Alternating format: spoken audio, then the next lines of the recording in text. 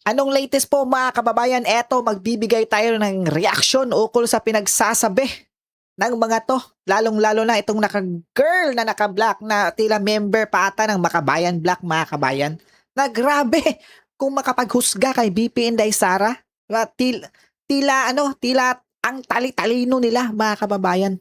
Kaya naman itong si idol natin from Japan na si Miko Pugay ay tila na high blood at pinangaralan ang mga to kabayan. Pakinggan yan natin mamaya kabayan.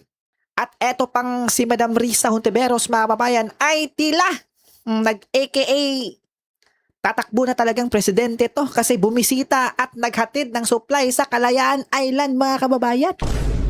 Ako po tila ipinapakita niya na ang tapang-tapang niya.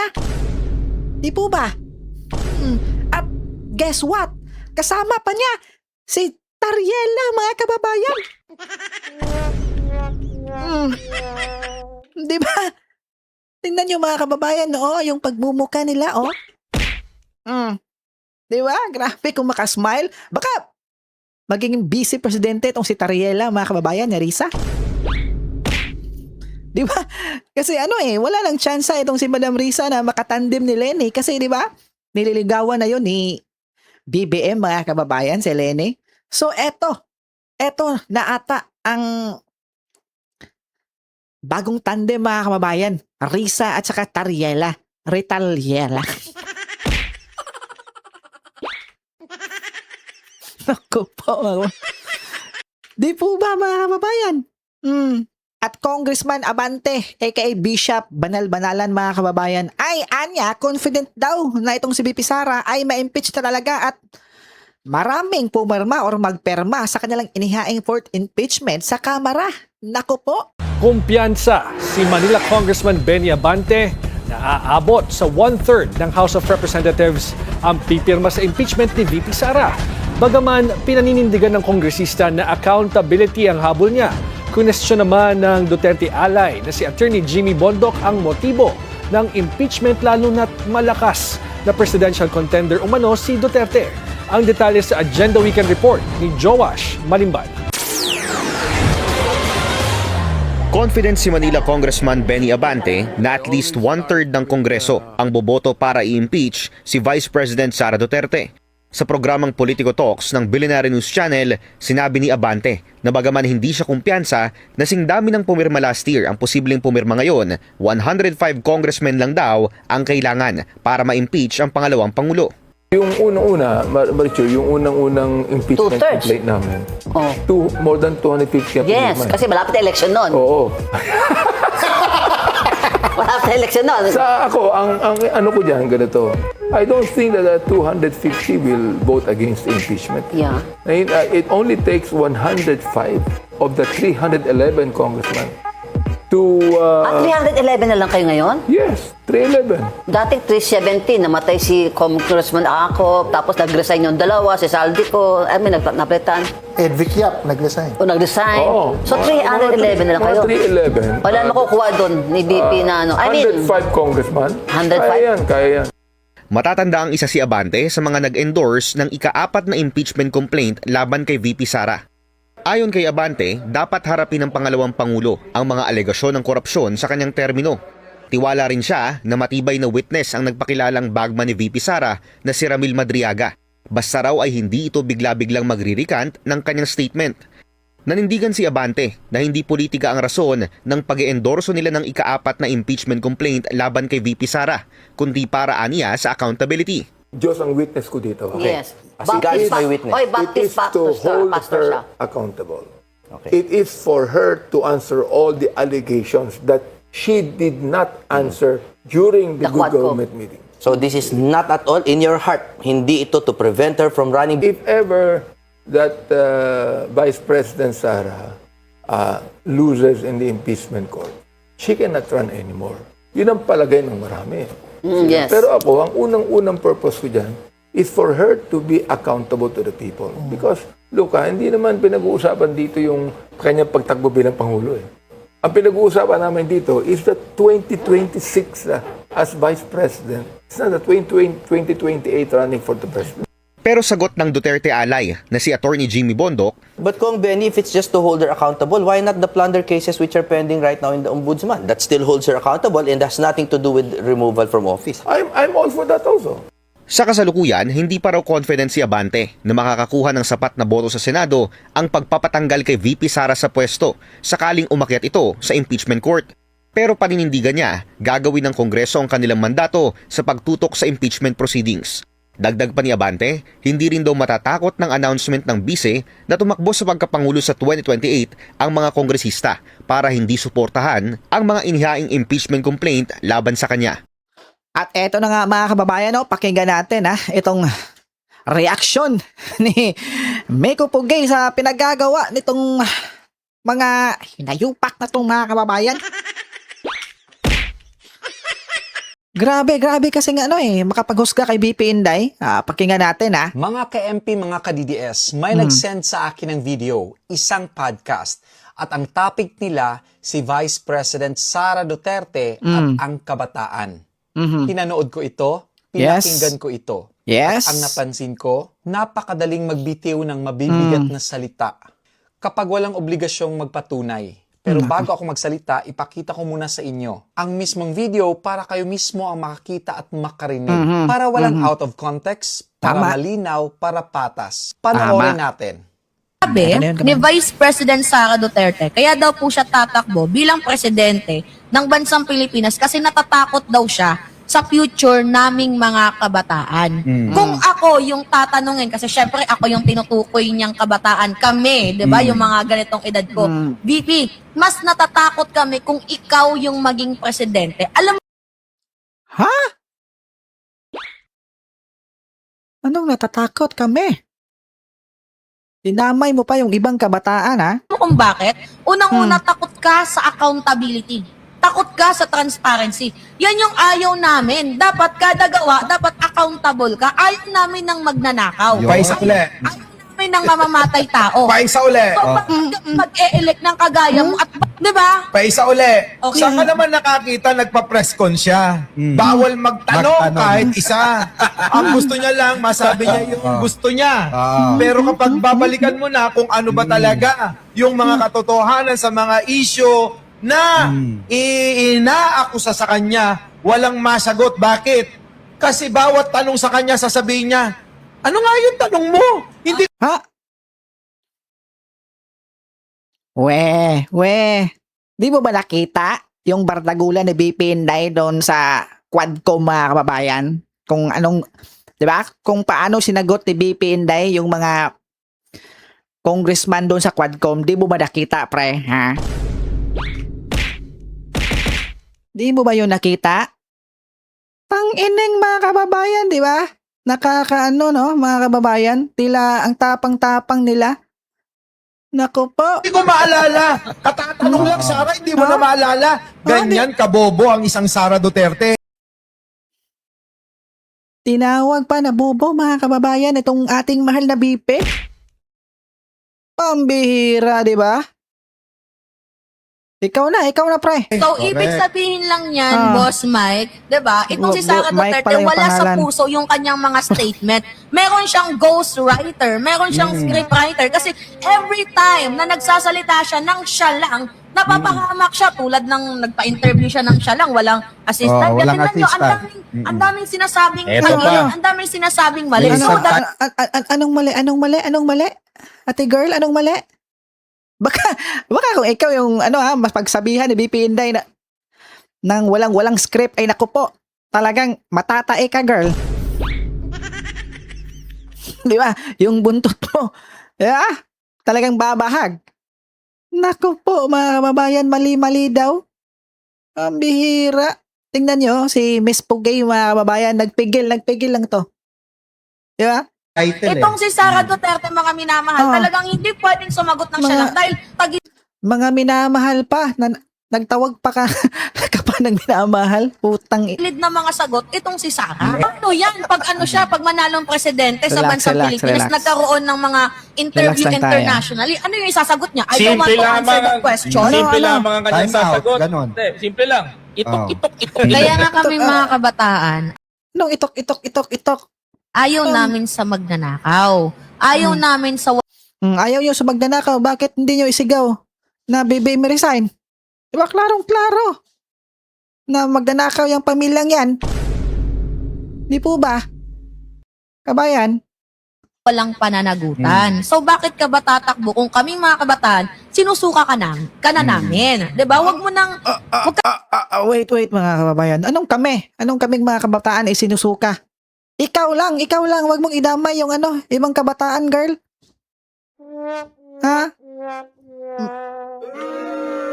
Pambihira, kabayan, oh.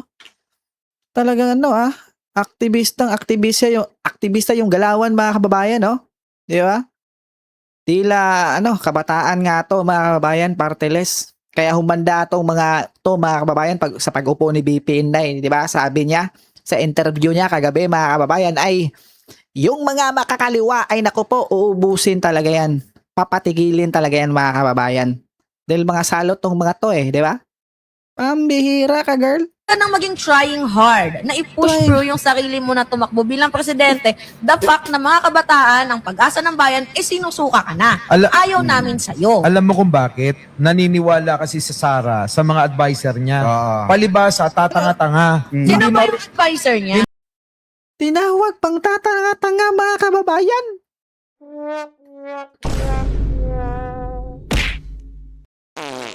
Utot nyo. Pambihira talaga, pero relax lang tayo, mga kababayan, kasi alam naman natin yung pinagsasabi ng mga to walang katuturan, mga kababayan. Di ba? Pakinggan natin mamaya itong reaksyon ni Ma'am Pugay, mga kababayan. Suplak na suplak tong mga to. Hindi marunong, hindi siya marunong bang-aralin yung mga bagay-bagay ng sarili niya. Tanginang abogado yan, boy. Ha? Kundi inaasa lang ni Sara sa kung sino yung mga nasa tabi niya. Ngayon, nakita na ninyo ang video. Sagutin na natin sila. Sige, Hindi go. gamit ang galit, hindi Tama. gamit ang Relax, insulto, relax. kundi gamit ang katotohanan. Mm. Isa-isa, salita por salita. Mm. Una, sinabi nila, sabi ni Vice President Sara Duterte, kaya daw siya tatakbo bilang presidente kasi natatakot siya sa future naming mga kabataan. Ang isang leader na nagsasabi nag-aalala siya sa kinabukasan ng mga kabataan Tama. ay hindi kahinaan. Responsibilidad yan. Dahil ang tunay na leader hindi lang iniisip ang kasalukuyan. Iniisip Yep. niya ang susunod na henerasyon. Yep. Ang tanong, hindi kung may karapatan ba siyang mag-alala. Ang tanong kung may kakayahan siyang pamunuan. Ang sagot dyan, hindi nakukuha sa podcast. Nakukuha yan sa record, sa karanasan, sa kakayahang magdesisyon. Pangalawa, sinabi nila, mas natatakot kami kung ikaw ang maging presidente. Opinyon nyo yan, karapatan nyo yan. Pero tandaan ninyo ito, ang opinyon, hindi katotohanan. Ang takot, hindi ebidensya. Yun. Ang emosyon, hindi patunay. Sa demokrasya, hindi tayo pipili ng leader kung sino ang kinatatakutan natin. Pinipili natin ang leader based sa kakayahan, Correct. integridad at direksyon. Pangatlo, sinabi nila, takot sa accountability, takot sa transparency. Mabigat na akusasyon yan, kaya simple lang ang tanong ko. Nasaan ang ebidensya?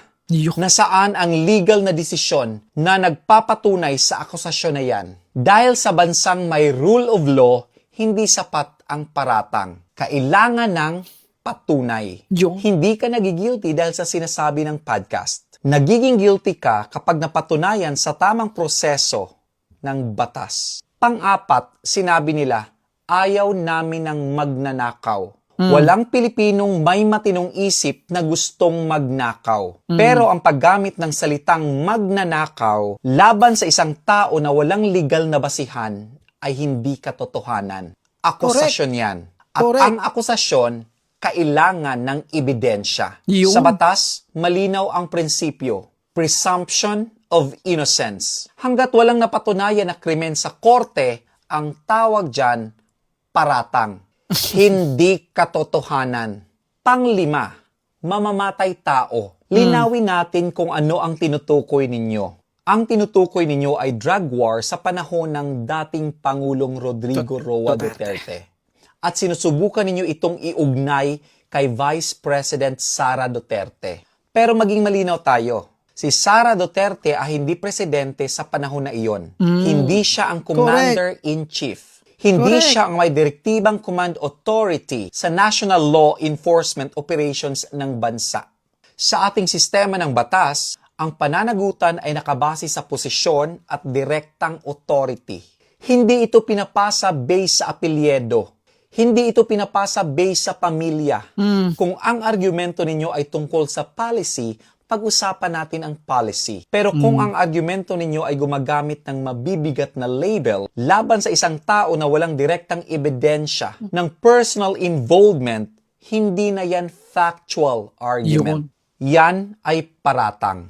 Tama. At ang paratang na walang ebidensya ay hindi katotohanan. Pang-anim, sinabi nila, nagpa-presscon siya, bawal magtanong. Ang transparency ay hindi nasusukat sa isang clip. Nasusukat ito sa kabuuang record ng serbisyo, sa mga desisyon, sa mga aksyon, at sa mga programang naipatupad. Hindi sa isang eksena lamang. Pang-pito, sinabi nila, walang masagot sa mga issue. Kung may issue, may proseso, may investigasyon, may findings, may legal conclusions. Hindi sapat ang haka-haka. Tama. Hindi sapat ang opinyon. Sa batas, ang basihan ay ebidensya. Pangwalo, sinasabi nila, inaasa lang niya sa advisor niya. Lahat ng leaders sa buong mundo ay may advisors. advisor. Ang pamumuno ay hindi pagiging nag-iisa. Ito ay pagiging responsable sa paggawa ng desisyon para sa bansa. At ngayon, ito ang pinakamahalagang bahagi. Sa gumawa ng video na ito, hindi ko kayo inaaway bilang tao. Ang tama. tinututulan ko ay yung maling paraan ng paghusga. Dahil ang demokrasya, hindi dapat pinapatakbo ng galit. Dapat pinapatakbo ito ng katotohanan. Kung may ebidensya, ilabas nyo. Kung may patunay, ipakita nyo. Pero kung ang meron lang ay paratang na walang ebidensya, hindi yan katotohanan. Ingay lang yan. At sa dulo ng lahat, ang katotohanan ay hindi nadidesisyonan sa podcast. Nadidesisyonan ito ng ebidensya. Ng batas ng taong bayan. Ako si Miko Poge. Maraming salamat. Bye, kabayot.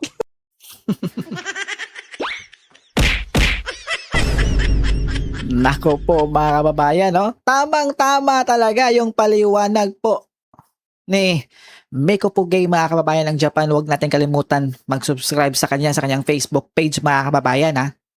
Diba? Kasi mga kababayan, tila sumusobra na tong mga to.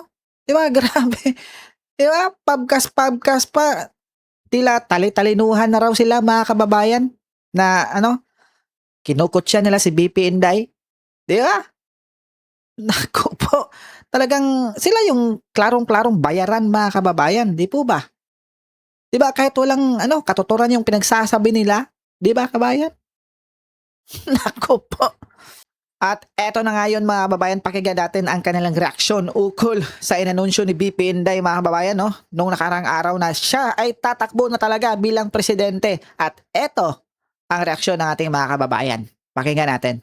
Maglakaw-lakaw din sa Divisoria o gabi. Bisag asa nga lugar, di ka mahadlok og lakaw-lakaw. Kay protektado ta nga kita nga mga sibilyan. Pero karon nga karon dili pwede. Ug daapon ka dia. Tama. Maglakaw-lakaw ka karon kay mga tao karon nabalik na masasbisyo. Gay, katong Yung pinagsasabi ni tatay kanina mga kababayan, common lang sa ating nakararami mga kababayan na sa ngayon, di na safe mga kababayan na maglalakad-lakad ka dyan. Wala na. Di na safe.